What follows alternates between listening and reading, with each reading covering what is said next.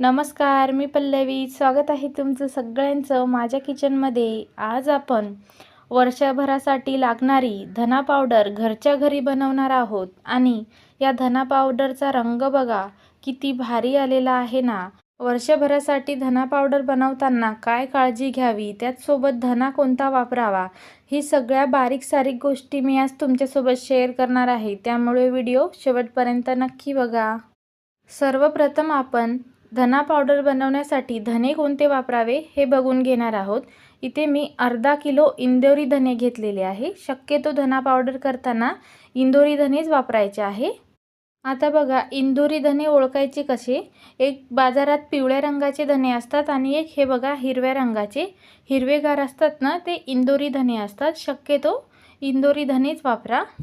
त्याच्यानंतर धने बाजारातून आणल्यानंतर स्वच्छ गाळणीच्या मदतीने गाळून घ्यायचं आहे. म्हणजे जी काही माती कचरा असतो ना, तो निघून जातो. आणि त्याच्यानंतर आपल्याला हे चांगलं निवडूनसुद्धा घ्यायचं आहे. म्हणजे काही धने काळे झालेले असतात, ते सुद्धा आपल्याला चांगलं निवडून घ्यायचं आहे. आणि हे धने आपल्याला उन्हात एक दिवस सुकवून घ्यायचं आहे, म्हणजे छान कुरकुरीत तयार होतात. पण तुमच्याकडे उन्हाची सोय नसेल, नाही वाळून घेतली तरी चालेल, कारण आपण हे धने भाजून घेणार आहोत. पण ऊन असल्यास एक दिवस पूर्ण आपल्याला हे उन्हात वाळून घ्यायचे आहेत. आता आपण धने भाजून घेऊया. धने भाजण्यासाठी इथे बघा मी जाड बुडाची कढई घेतलेली आहे आणि फक्त 1 चम्मच तेल घालून घेतलेलं आहे. तेल थोडंसं गरम झाल्यानंतर आता आपण 2 बॅचमध्ये हे धने थोडे थोडे करून भाजून घेणार आहोत. पण तुमच्याकडे मोठी कढई असेल किंवा मोठं भांडं असेल तर तुम्ही एकाच वेळी भाजून घेऊ शकता. ज्यावेळी आपण धने भाजताना तेलाचा वापर करतो तर तेल सुवासिक नसायला हवे. म्हणजे जसं की मोहरी तेल, शेंगदाणा तेलाचा वापर करू नका. इतर कुठलेही तेल तुम्ही वापरू शकता. आता आपण धने अगदी मंद आचेवर हलकेसे गरम होईपर्यंत भाजून घ्यायचे आहेत. नेहमी धने भाजत असताना कमीत कमी तेलाचा वापर करा आणि सारखं आपल्याला हलवत राहायचं आहे. म्हणजे एकसारखे धने भाजले जातात. गॅससुद्धा अगदी मंद ठेवायचा आहे आणि साधारण 3-4 मिनटातच बघा आपले धने छान भाजलेले आहे. चांगला याचा वास दरवळला घरात की समजायचे आपले धने व्यवस्थित भाजले. आता आपण हे एका मोठ्या भांड्यात काढून घेतलेले आहे आणि राहिलेले धनेसुद्धा 1 चम्मच तेल घालून सेम पद्धतीने भाजून घ्यायचे आहेत. धने भाजत असताना तेल घातल्याने बघा रंगसुद्धा छान येतो आणि धने आपल्याला अतिप्रमाणात पण भाजून घ्यायचे नाहीत.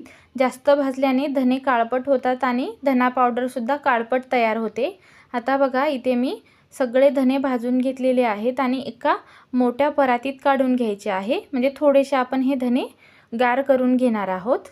भाजलेले धने चांगले गार झाले तर कुरकुरीत तयार होतात आणि मिक्सरला एकदम पटकन दळले जातात. जर तुम्ही गिरणीवर दळायला देणार असाल तरीसुद्धा आपल्याला हे भाजलेले धने गार करूनच द्यायचं आहे.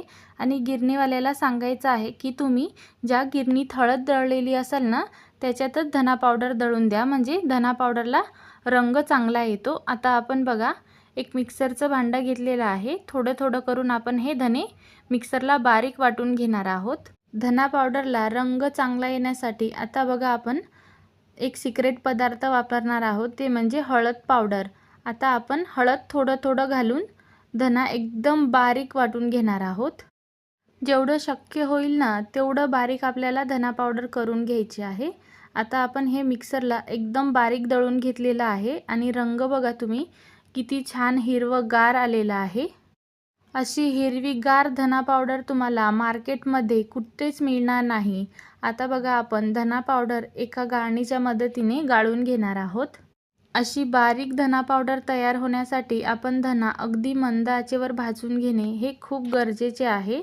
आता बघा मी एका गाळणीच्या मदतीने सगळी धना पावडर गाळून घेतलेली आहे आणि वरचा जो जाडसर कण आहे तो शिल्लक राहिलेला आहे. आता आपण हे पुन्हा दुसरे धने आपण मिक्सरला बारीक करून घेणार आहोत ना, त्याच्यात हे बारीक करून घेऊया.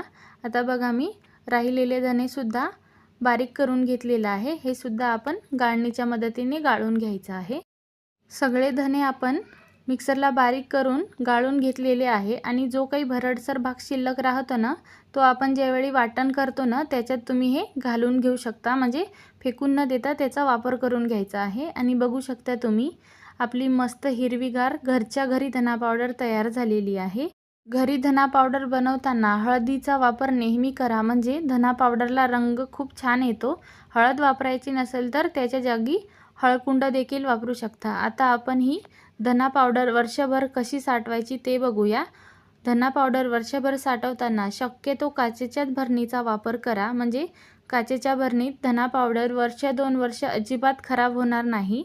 भरणी स्वच्छ धुवून 1-2 तास उन्हाला लावायची आहे, म्हणजे आपली धना पावडर अजिबात खराब होणार नाही. किंवा उन्हाची सोय नसेल तर एक कोळसा घ्यायचा आहे आणि त्याच्यावर हिंग घालून ही भरणी सॅनिटाईज करून तुम्ही घेऊ शकता. आता आपण ही धना पावडर भरून घेऊया. आपण ज्यावेळी भरणीमध्ये धना पावडर भरतो ना, त्यावेळी तुम्ही थोडीशी म्हणजे धना पावडर भरून झाली की अधूनमधून हिंगाचे खडे घालू शकता. याच्यामुळे सुद्धा आळीजाळी लागणार नाही आणि तुमची हिंग पावडर वर्ष 2 वर्ष अशीच्या अशीच राहील. पण मी असं करून घेणार नाही. मी फक्त अर्धा किलो प्रमाणात बनवून घेतलेली आहे. तुम्ही जर 1-2 किलोच्या प्रमाणात बनवत असाल तर तुमची हिंग पावडर वर्ष 2 वर्ष खराब होणार नाही. याच्यासाठी तुम्ही हिंगाचे खडे घालून घेऊ शकता आणि आपली मस्त हिरवीगार धना पावडर घरच्या घरी तयार झालेली आहे. अजून एक महत्त्वाची गोष्ट म्हणजे जर तुम्हाला धना पावडरचा रंग अशाच टिकून ठेवायचा असेल तर जेवढी आपल्याला धना पावडर वापरण्यासाठी लागती ती छोट्या भरणीमध्ये काढून ठेवायची आहे, म्हणजे आपल्या धना पावडरचा रंग अजिबात खराब होत नाही आणि आळीजाळी देखील लागत नाही. वर्षानुवर्ष आपली धना पावडर अशीच राहते. तर कशी वाटली आजची ही धना पावडर बनवण्याची पद्धत आणि मी सांगितलेल्या टिप्स? जर तुम्हाला थोड्या आवडल्या असेल तर व्हिडिओला लाईक, शेअर आणि आपल्या चॅनलला सबस्क्राईब करायला अजिबात विसरू नका. धन्यवाद.